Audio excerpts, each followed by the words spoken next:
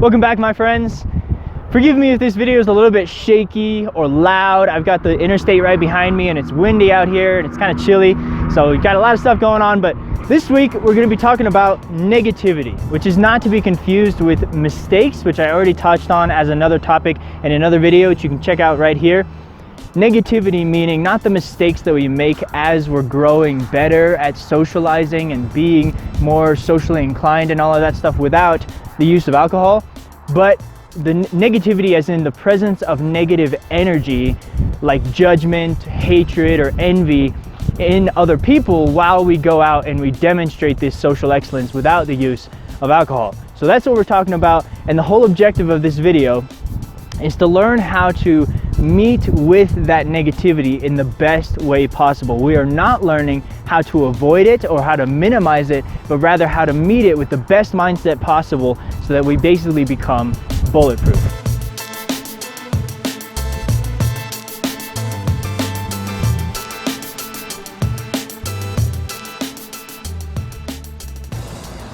If you want to have organic confidence, meaning that you can feel cool, calm, collected, and in control of your choices, of your emotions, and so forth in highly chaotic social environments or not so highly chaotic social environments, just around people in general, and all of that without the assistance or more so phantom type assistance of alcohol, you must pay this price of occasionally running into negativity in other people when you go out.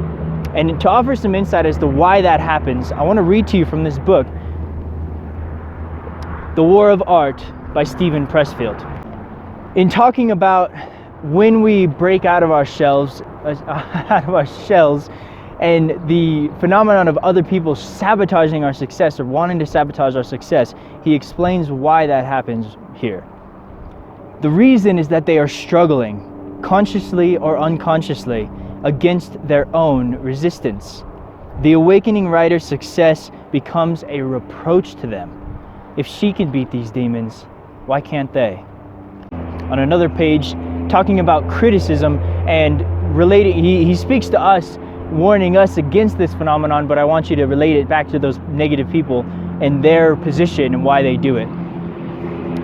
If you find yourself criticizing other people, you're probably doing it out of resistance. When we see others beginning to live their authentic selves, it drives us crazy if we have not lived out our own. Individuals who are realized in their own lives almost never criticize others. If they speak at all, it is to offer encouragement. When we break out of our shells, becoming freer in our expression, placing our confidence in something larger within ourselves over the bottle, it is inevitable that we arouse envy in other people because they see that we have seen the light, so to speak. They can sense, even if it's not fully conscious, they sense that we get something that they just don't yet. We have summoned some sort of courage, some sort of strength that they have not yet gained access to themselves. When it comes to responding in the best way possible to negative energy when it happens to us, it basically comes down to your power to choose, your power to decide between either clinging or releasing. Those are our two basic decisions that we can make. Clinging meaning that we hang on to the pain, we blame the person, we get angry, we get upset, maybe we let it ruin our whole day or ruin our whole night. And that is bringing us down into this negative spiral. It's basically giving the power over to somebody else. It's allowing them to decide what our emotions are and what our reactions are and what our behavior is. On the other hand, our other decision is to release, to let go and not lie to ourselves by, if I am truly angry, I'm not lying to myself by saying that I'm not angry, or if I'm upset or something in some other way, I'm not lying to myself saying I'm not that. It's more, I'm allowing that pain to be there, but I'm simply letting it pass through me. I'm allowing it to pass. I'm releasing it so that I don't cling. I'm not I'm not letting it shift my entire demeanor, and therefore I'm not empowering the other individual or whoever, the group or whatever, to change who I am or what I'm about or what I'm like, what my mood is or anything like that. I'm retaining that power for myself by just letting go. So in order to illustrate that power, I want to now read to you from my journal.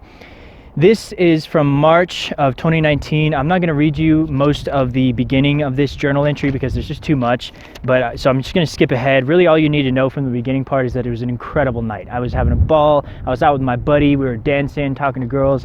I was like running around, meeting all kinds of people. So I'll continue reading from here. I think around here is when yet another girl comes up dancing and looks at me to dance with her. So I do. She's not very pretty, but I don't give a fuck. We're dancing near each other, but not touching, and out of nowhere, wham! I'm on the floor a few feet away. I'm stunned, completely taken off guard. What the fuck just happened? I look up and I see a guy holding and dancing with that girl. Okay, I see what happened. I also noticed a lot of people looking at the dude on the floor. I'm surprised nothing came to a screeching halt.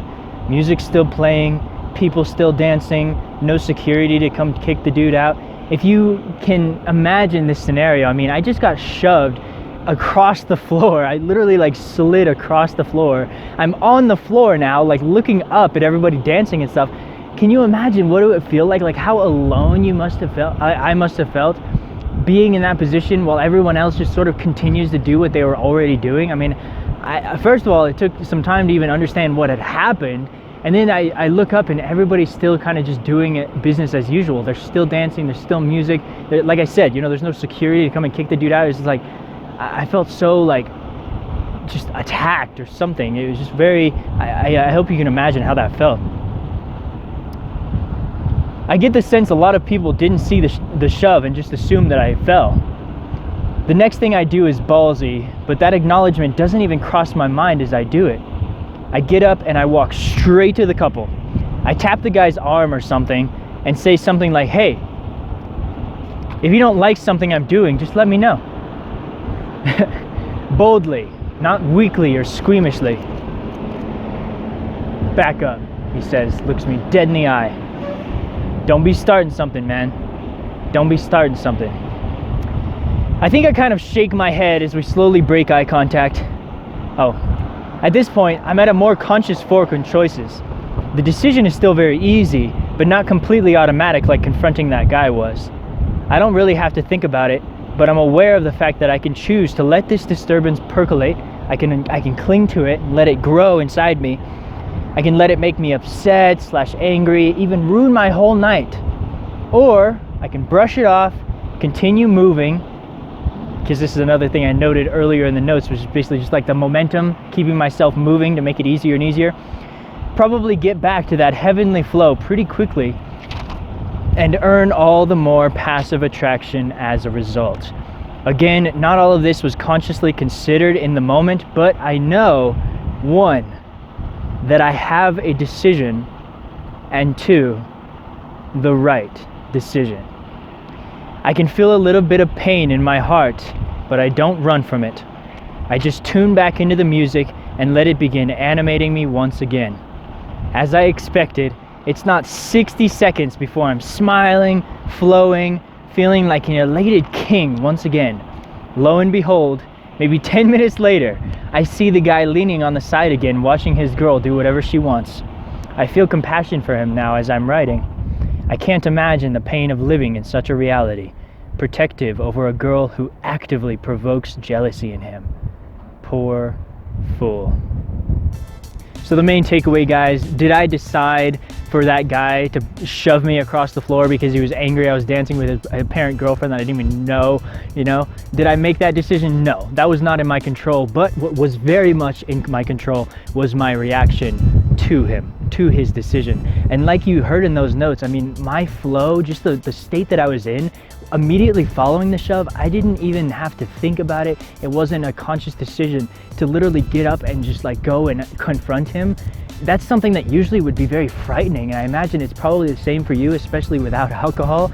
But I was able to do that, and I'm very like proud, I suppose, or grateful for that fact, because it showed a decision, a commitment to stand up for myself. But at the same time, I didn't turn it into this negative, like just destructive type decision that made it like this endless back and forth that ended up in a fight outside or something like that. You understand? So I stood up for myself, I said what I needed to say, and then I just let it go. And lo and behold, you know, it was a small speed bump, and 60 seconds later, I'm back on the dance floor, I'm back talking with people. And later in the night, I also have omitted this, but later in the night, I also met another girl that we just really clicked. I got her number, we texted later in that night, or not that night, but later in that week, and kind of got to know each other. And so the decision is yours, my friend.